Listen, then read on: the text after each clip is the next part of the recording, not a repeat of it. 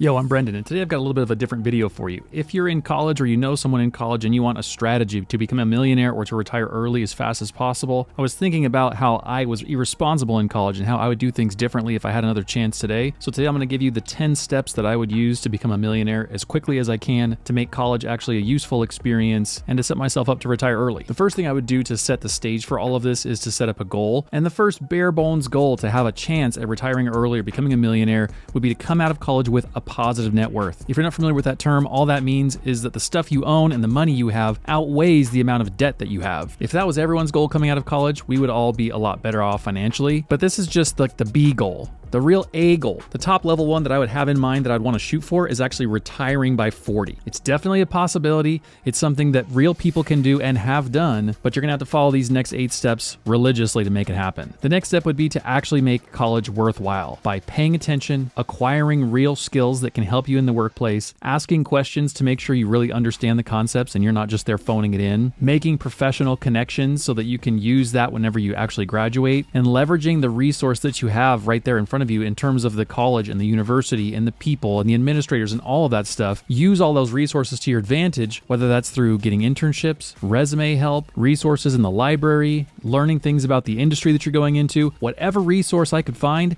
I would milk that thing, and I would use college for the foundation that it is. It's like a launch pad for the rest of your life. And instead of doing that, I kind of paid less and less attention. I hung out a lot with friends. I spent less time and energy and effort on my homework. And so I was there, but I wasn't taking advantage of the situation. It'd be like going on a date with somebody, but being on your phone the whole time and not paying attention to them. What's the point of going on the date? If you're going to be there, be committed to being there. The next step is going to contribute to those first 2 goals, and that's avoid debt at all costs. I would say you could take this as kind of a game and gamify this and say, look, how cheap can I live? How much can I turn my financial odds in my favor by saving money, eating cheaply, doing all the normal college student stuff, but doing it even more than the people around you or your friends, and just revel in it. Revel in the ability to live super cheaply, because this is what you're going to do for the next 10, 15 years or so, and that's going to enable you to have all the freedom in the world for the rest of your life. I did not do this. I was thinking of maximizing fun and experiences, and in a select few cases, it was worth it. But by and large, 90% plus of the money that I spent was just wasted. It was just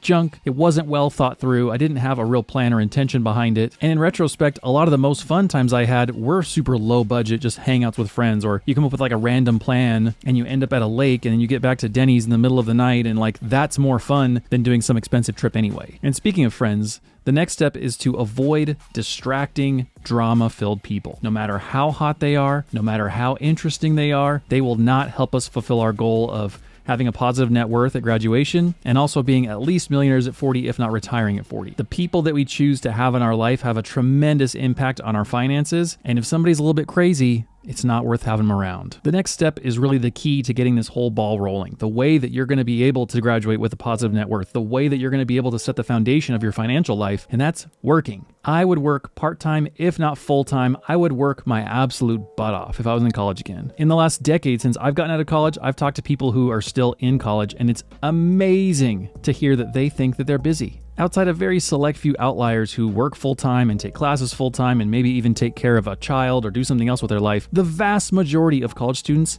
have an absurd amount of free time. Most people in college will never have that much free time again in their life. Nobody's telling you to do anything in particular. You're just supposed to be there and sort of get something like an education. Well, take that freedom by the back of the neck and poke its nose into your goal of being financially free as soon as possible, and leverage all of that time to work, to make money. And the more important thing even than making money when you're at work is learning how to work, learning the game of a career, of a workplace, of a boss, learning what it takes to understand your industry and how to add value there. When you start to develop those skills in a serious professional way, you're not just a kid there scooping ice cream, you're not just mopping a floor or doing some other entry-level task and hating your life because of it. When you revel in the ability to learn and grow and figure out, okay, I'm here and I'm adding value to this business, but how can I add more? Who can I talk to figure out what's the highest value that I can bring here? And when you start getting good at asking those kinds of questions and figuring out how to plug in your own skill set into those questions, that's when the opportunities really start opening up to you. So yes, working in college is good because you're going to get some pay. You're going to be able to use that pay to survive and invest and do other things, but that's in the future steps. The deepest task you have whenever you're still in college and you're working is gaining professional skills. I know you're a student at school, but become a student of the workplace, of your profession, of your career, and get at least as serious about that that as you are about your grades or your classes or anything else. Step number 7 is to start investing absolutely as soon as possible. If I was back in college, I would open a Roth IRA yesterday, and I would shovel in all the money that I possibly could. The biggest factor involved in building wealth whenever we're talking about stock market investing is time. If you wait 5 or 10 years to start investing, that means having hundreds of thousands of less dollars in the end. These old guys that have tons of money like Warren Buffett and other people are good investors. Being a good investor helps, but the fact that they're 80 or 90 years old helps even more. It's time that gets them all this money. I forget exactly when, but Warren Buffett started investing when he was like a child. The earlier we get that ball rolling, the more the money will accrue. And then step 8 is to put to use all those professional skills that you developed while working in college, putting to use all those connections and the foundation that you had in terms of college, and get a serious job as soon as possible. Maybe that doesn't happen right off the bat, and maybe you've got to continue with an entry-level job for a while. Do whatever it takes, like make it happen, but get a serious job. Get something that's real, that has a title, that has real responsibility. And odds are actually good that if you worked really hard in step number 6 while you're working at college, and you kick some serious ass at that job, you might even get a real job offer before graduating. I didn't really have that option. I graduated in 2009, and so the entire economy had collapsed. There were almost 0 job offers available for anyone in any field, and people don't really have to deal with that nowadays. So it's a pretty sweet opportunity you have to say, look at what I've done for the last 2 years at this job, or look at what I've done for you guys for the last 6 months working as an intern. Let's make this a real deal. And then with a serious job comes a more serious paycheck, potentially other benefits, maybe even something like a 401k match. You open up this whole world of things that help you in your financial career if you have a real career. We've got to get out of these entry-level, basic kid jobs as soon as possible and jump into a serious job. One little side caveat there, if you're here listening to this and you're like, wait a minute, buddy, I'm going to start my own business, I'm going to do my thing, I'm going to fundraise, and I'm going to create an app or do whatever you're going to do and be an entrepreneur. I don't mean that you shouldn't be an entrepreneur. I just mean for most people, what most of us are going to do is get a job. So if you've got your own path and you've got enough grit and desire and fire in your belly to go do that, by all means, go do it. But the vast majority of us, 98% of us plus, are going to go get jobs. All right, go scamper off and start your company. The rest of us are going to keep talking over here. Actually, you should stay too. Step number 9 is to continue living low, cheap, an easy lifestyle and work on increasing your professional skills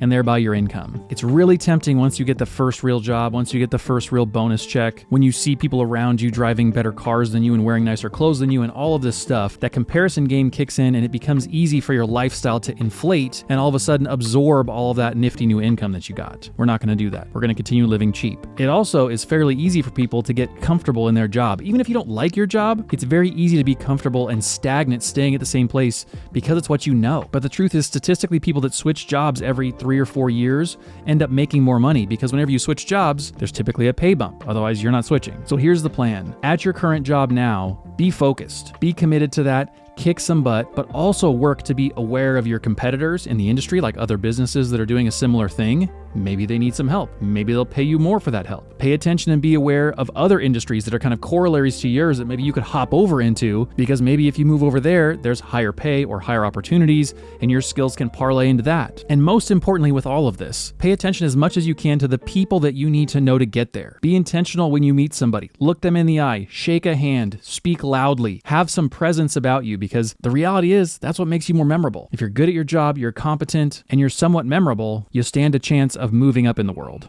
at least professionally. And then step 10 is just to rinse and repeat. Be focused on your job, understand your industry, kick some butt, change jobs every 3 or 4 years, and keep doing that as much as you can, as hard as you can. And I'm not saying that at the expense of your health, of your mental health, of relationships, of anything else in life. I'm saying while you're at work, kick some ass. When you're not at work, maybe you don't need to. Maybe you don't have a company phone that's going to be ringing you all the time and saying, hey, John, get back over here. You've got some work to do. World's smallest phone. Boop, boop, boop. But the norm that I see in my own experience in the professional world is that younger people typically aren't taking themselves as seriously as older people are. Yeah, it's uncomfortable. You don't know the lingo. You don't know the people. You don't have the connections yet. You don't have the experience to make as many decisions as somebody who's been there for 10 or 20 years. I get all that. I feel all that. I was just there. It feels like a year ago I was just there. But if you apply yourself and you ask questions so that you learn more, you're not going to be that newbie for very long. If you're not afraid to sound kind of stupid and go, hey guys, I don't understand why we're doing things this way. Can you help me understand? And then you genuinely apply your understanding, pretty soon you're going to be a very valuable member of that team. So what can all this amount to? Let's do a couple of case studies and say, assuming you do some of these things or most of these things and you're able to apply yourself, have a positive net worth leaving college, and invest as soon as possible, what are we talking here? Well, case study 1 is somebody who starts off fairly aggressively, but doesn't have maybe the highest paying job. And so they invest hard, they give themselves a lot of options, but they're not quite going to retire at 40. From age 18 to 22, while you're still in college, you invest $200 per month into broad index funds. Maybe it's in your Roth IRA, maybe it's in a taxable brokerage, whatever you like. And you leave college with this positive net worth of $11,000. It's more money than I left college with, I'll tell you that. Then for the next 5 years after that, you invest $500 per month, because maybe you don't have like a big girl job as a software developer in San Francisco. You got like a normal job. So you can make it happen. You can live cheaply and invest $500 a month. Then at 27, you'd have about $55,000. For the next 5 years, you ramp it up even more and you invest $1,000 a month. So by the time you're 32, you've got almost 160 grand. And then for the next 8 years after that, you ramp it up even more and you invest $1,500 per month, so that by the time you're 40, you're officially middle-aged now, you've got $523,000 invested for your future. At that point, you already have more money than the average American will ever have. And that's at any age. That's not at 40. So you're basically crushing it. Now, can you retire at 40? Probably not. If we use the 4% rule, which is kind of a common way of deducting how much money you can live on when you have investments, you take 4% of $523,000, you could probably take out $21,000 a year to live on, but odds are you're not going to be able to like retire on that unless you live in a van and make YouTube videos or something, which is an option, but you still have a couple of incredible options as a result of that hard work. What if you kept investing that $1,500 a month all the way until you turned 60? You'd have $4 million. What if you never invested again? From 40 years old on. Maybe you're like, you know what? From now on, that $1,500 is my fun money. I'm buying burritos and race cars. I'm going on trips. I'm doing whatever I want for the rest of my life. Still working, but also doing cool stuff. You would still have $2.9 million at 60. So no matter what, you've set yourself up to win here. But if you wanted to be even more aggressive, or you had a higher paying industry, or you found a way to make more money by working hard and meeting people, developing those connections, moving from job to job, you might be somebody like this case study number 2 person. During college, you invest $400 a month, which means you leave with a $23,000 balance. Then for the next 5 years, you invest $800 per month. So at 27, you've got 95 grand. You keep ramping it up because you keep getting raises and you keep getting more serious about this. So from the age of 28 to 32, those 5 years, you invest $1,200 a month. So at 32 years old, you've got 236 grand. Then from 33 to 40, those next 8 years, you ramp it up another notch and you invest $2,000 per month. So by the time you're 40, you've got almost $750,000. And granted, whenever we use the 4% rule on this and we say you could take out 4% per year and not run out of money, that is only about $30,000 per year. But think about it this way. What if you met a spouse along the way and you guys both worked hard? You guys both invested a lot. Maybe all those numbers are actually double what yours are, which means your 4% rule could be something like $60,000 per year. And now all of a sudden you have the option, the real reality of retiring at 40 years old. But if you're this person, there's a chance that you're driven enough and motivated enough and have big enough goals that you don't want to stop working. So let's assume that you keep working, but you never invest again. From 40 years old on, you just say, I'm done investing. You leave that money alone. It stays in the stock market. It's invested. It's working for you. You retire at 60 with $4.2 million. Or if you really wanted to, you could keep contributing $2,000 a month to your investing accounts, investing all the way from 40 until 60, and then you're worth $5.5 million. And that's just you. That's not a spouse. That's not any other investments. That's not 401k matching. That's just you. The crazy thing is that if you get serious about your job and you can keep your lifestyle pretty low, even these amounts of money are totally attainable, and you can invest even more than this. There's people out there who invest $4,000 a month, $8,000 a month. People are out here investing crazy amounts of money even at an early age because they just realize, what else would I do with this money? Will I actually be happier in the long run owning that new BMW 340i instead of having financial freedom at 40? I think regardless, my takeaway is to just not waste the time and the opportunity that you have in front of you. You know, if we're going to be in college, let's make the best use of college. If we're going to be at our job, let's actually commit to being present there and doing what we can to succeed. And if we're going to do things with half measures and not paying attention and just being kind of blasé about it, then why are we doing it at all? Go find something else that you're passionate about and dive headlong into that and make it happen. If you're new around here, I make a lot of personal finance and investing videos. I review a lot of different investing apps and kind of keep up with changes that happen, but I also make other videos like this one. If the stock market as a concept is totally brand new to you and you just have no idea how to get started, I do have an investing class that you can buy below. It's very cheap. It's linked in the description. Depending on what sale is happening on the platform, it's as cheap as like $20. Or if you just want to get investing right now, the easiest investing app I think that there is out there to use is probably Acorns. It's super simple. You don't have to know anything about the stock market to get started. You open the account, you link your bank to it, boom, done. I'm an affiliate of theirs, so I'll put that out there. But if you sign up using my link, then you get $20, where if you just download the app and do it on your own, you only get $5 for signing up. In the meantime, YouTube thinks that you would love this video next, and the secret comment word for today is fan. I'm a fan of you guys. I'll see you guys later. Bye.